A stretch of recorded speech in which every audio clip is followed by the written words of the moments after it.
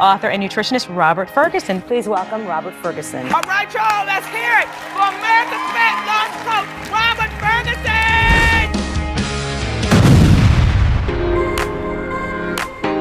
Hello. This is Roberto Lorenzo Ferguson. I'm coming to you live if you're catching me live on a Saturday. Today's date is July 15th, 2023. And I am your nutritionist, and I'm a guy who shares because I care. Jeez, why else would I be doing it? Okay. Now, today's going to be really interesting. So if you don't have time to listen to my share today, make time later. You can catch it on YouTube. You can go there. You can learn more. But the focus today, you guys, is on this thing called truth or not. So one of my clients actually gave me this idea, and I like it. And the idea is framed around once a week, I'm going to, because I get emailed a whole bunch of stuff from the internet. And it's about people who are sharing information that is either truthful or maybe is not truthful. And so what I'm going to do is bring, clarity to whether it's true or not. So today is going to be really interesting. And so I want you to take a look at this video. So let me go ahead. Let's bring the music down. Let's get rid of the music. Okay, let's bring this up. I want you to look at this. Okay. So as you can see, the focus is, are these foods real? Or is this promise real? Truth or not? And because there's a lot of people that are talking. And I'm open. Anytime I put someone on the spotlight, and I'm not meaning to throw anybody under the bus, but if they ever want to have a conversation openly, I welcome that, because I believe that having an open conversation and sharing all the facts that you may have, and then giving the people the opportunity to choose what they believe is right. This all ties into that informed consent. So I'm going to play a little video that was sent to me by one of my clients. And I want you to listen to what this person is saying. And then I'm going to play it again. And I'm going to play it in a way where I'm going to comment on each one of the statements that comes across as fact that this person is making. Now, everything that I'm sharing with you is brought to you by our Detox Drop program. If you have not done it, strongly recommend it. Is go to the website, read the reviews from other people. Whether you want to lose weight, you want to jumpstart some of your better health or your fitness journey. Maybe you have high blood pressure. Maybe you have uric acid levels that are elevated. The Detox Drop speaks to that. And for those of you who are my clients, I have some really good news this coming week on fatty liver. I recently met with the leading authority on a supplement or an ingredient that they've done many studies that with our Diet Free Life methodology and taking this supplement, it shows a significant reduction on fatty liver. Now, those of you who are my clients, I'm going to email this to you. So if you are catching this live, you're going to get an email. So I strongly recommend you give it a shot. The good news is that it's not very expensive. I don't make any money from it. It's just a supplement that's proven, and I've resourced the best supplement. It's about $30 a month, and yeah, I'm pretty excited about it. So I'll be sharing that with you, but let's get into this. Okay, so watch this closely, take notes, and then I'm going to address everything that you're about to hear. So the guy who is speaking and sharing facts, he's on a urban radio station, and you'll see the response of the DJs. Now imagine you have thousands of people, if not millions, that are hearing him make these statements about certain foods. That's why we need to talk about it. And I'm going to share with you, is it truthful or is it not? Take a look. Using white cauliflower as a substance of nutrition. We're not supposed to eat cauliflower. No, Number one. that's genetically modified in the laboratory. Why are we eating cauliflower? So broccoli's not real either. Broccoli is what? What nutritional value do we get from broccoli? Damn. So what's not real? Cauliflower, Corn. broccoli. Let me know. Carrots is not real. Carrots is hybrid.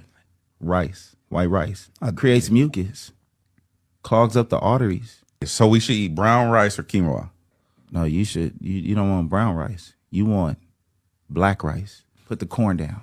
No more corn at all. You don't want corn. It's not good for the digestive system. Is it true that eggs is a level 2 carcinogen or something like that? That egg is gonna cause a lot of inflammation. For one, that egg is why do we feel we get protein from an unborn chicken? I never understood the concept of it. But we, as American people, we have watched TV. We saw Rocky, Right. cracking eggs Like and it's milkshakes. working out, consuming an egg like that. You're gonna put a lot of inflammation around your bronchial tube, and now you have a lot of mucus in your lungs and high cholesterol, and it's downhill from there.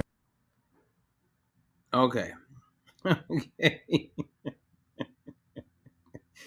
Oh man. All right. So oh man. So imagine you're somewhere and someone sends you a video, or you're on TikTok and you hear someone that's demonizing broccoli, demonizing corn, demonizing carrots, demonizing, rice. It's like at one point you get to this place where you go, well, hell, what can I eat? So as I go through this, stay with me, and I'm just going to bring some clarity to it. And again, my goal is not to throw this brother under the bus. But come on, man. If I was on a radio show, I would actually sit there and I would listen. And then I would go, okay, I hear what you just said, but I totally disagree. And here's why. And then I would share based on my years of experience and based on what we know to be true.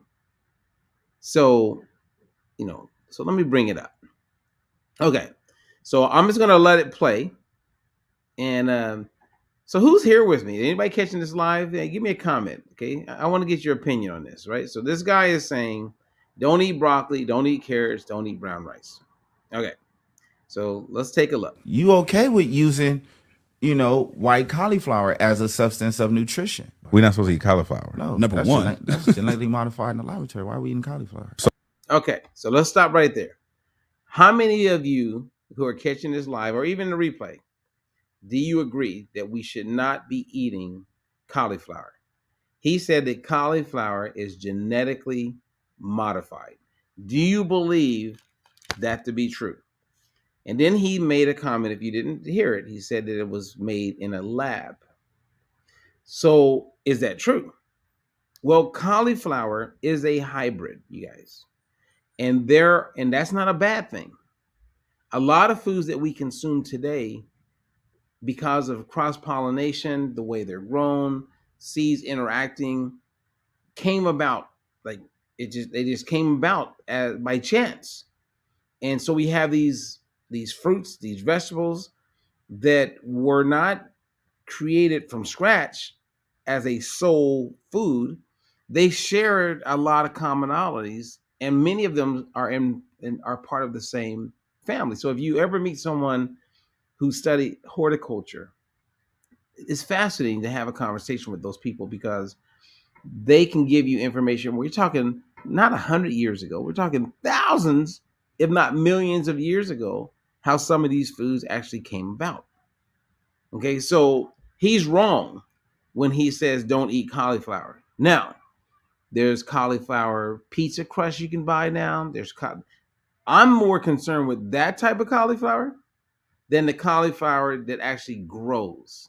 I have no concern with that cauliflower. Now, if you have gout or kidney stones, yes, cauliflower is high in purines and can be a contributor to certain flare-ups. But I wouldn't stop eating cauliflower unless you have that specific concern. So he is absolutely not correct. That's ridiculous what he's saying. And those guys are sitting there and they say, wow, wow. But again, they may be eating a lot of processed cauliflower, and I'm suspect. So if you ask me personally, when I go to a restaurant and they say we make cauliflower pizza, I'm not really interested. I'm not really interested. Now, if I make cauliflower at home and I want to grind it myself and then like pan fry it, and instead of using rice and maybe using cauliflower, I've done that because I controlled it. I don't buy cauliflower that's already broken down, that's in a frozen section, and then just heat it up or steam it or pan fry it or microwave it. I don't do that kind of cauliflower because I'm not too sure about the process of how they actually create that cauliflower. But if I make it at home, I'm okay with it. Okay, so let's keep going. So that was cauliflower. Let's listen more. But broccoli's not real either. Broccoli is what? What nutritional value do we get from broccoli? Oh my goodness. He just said, what nutritional value do we get from broccoli? Well, there's a lot of nutrition value that you get from broccoli. Not even if you just remove dietary fiber, which you get from broccoli. So that's a value. In 1 cup of broccoli, you're getting about 5 grams of protein, which is a mixture of amino acids that helps with hormones, enzymes, muscle. Broccoli comes with a lot, vitamin C. But again, these people that he's talking to, they don't know any better. So they're like, oh, they just assume, okay, I'm not going to eat broccoli again, which is really sad. This is a prime example of people, so the DJs listening are uninformed, and this gentleman who's talking is misinformed. It's the blind leading the blind. That's why I'm so big on making sure that you're informed. Otherwise, you'll fall for anything, right? So when you meet someone and they're pushing a certain supplement, if you're uninformed, you'll just, okay, they sound like they know what they're talking about, but they really don't. That's one of the benefits. Like when I'm coaching or our clients, all of our coaches, we have clients, right? That when we're coaching them, it's not just about that we're helping them lose weight or improve certain metabolic conditions. They now have a reliable source that they can go to and say, hey, someone told me that broccoli had no nutritional value. Is that correct? And then I can talk to my client so they don't fall prey to information that is not accurate. Same as a supplement. There's supplements being touted and promoted to do all kind of things. Not all of them are real. Okay, let's get back to it. Okay, let's go. What else does he say? Here we go. It gets interesting. It gets better. Damn. So what's not real? Cauliflower, Corn. broccoli. Broccoli. Let me know. Carrots is not. Oh, at this point. Okay, so if you look at corn, right, and he says carrots aren't real. I mean, carrots, come on, man. When you cook carrots, you get a good amount of beta carotene. We know the benefits of that. I mean, come on.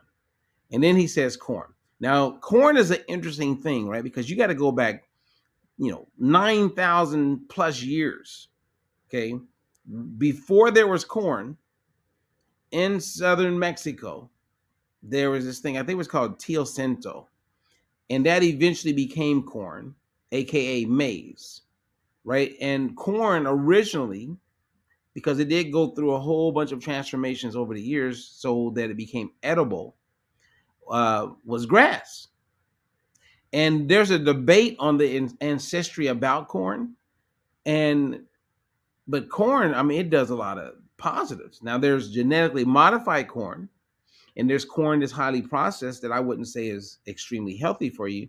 But the corn, the way we see it today, the corn that you can get anywhere in the world, right? When the Europeans came to Mexico, they discovered corn and took it back to Europe. And so you have corn there. Well, corn, interesting enough, is very beneficial. There's a lot of benefits to it, but there's a very complex story to corn. And so I could see someone like him reading one book or another book or seeing that it was grass in the beginning and that we shouldn't be eating it. There's way more to that story. And then they can confuse you even more because if you look deep into corn from a horticultural standpoint, corn can be identified as a vegetable. Corn can be identified as a grain. Corn can be identified as a fruit. But if you said, Robert, just tell me, can I eat it or not? I go, yeah, eat it. And it's all about eating it in the proper amounts, and you're just fine.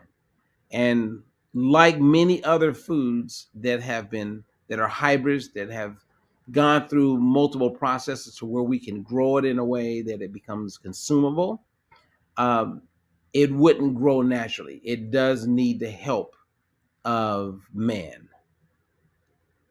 That doesn't make it bad. So again, this guy is taking a little bit of information that has a little smoke around it and making it seem like it's something that we should need. Okay? Now, we're almost done. Real. Carrots is hybrid. Rice, white rice. Creates mucus. Clogs up the arteries. So we should eat brown rice or quinoa? No, you don't want brown rice. You want black rice. Put the corn down.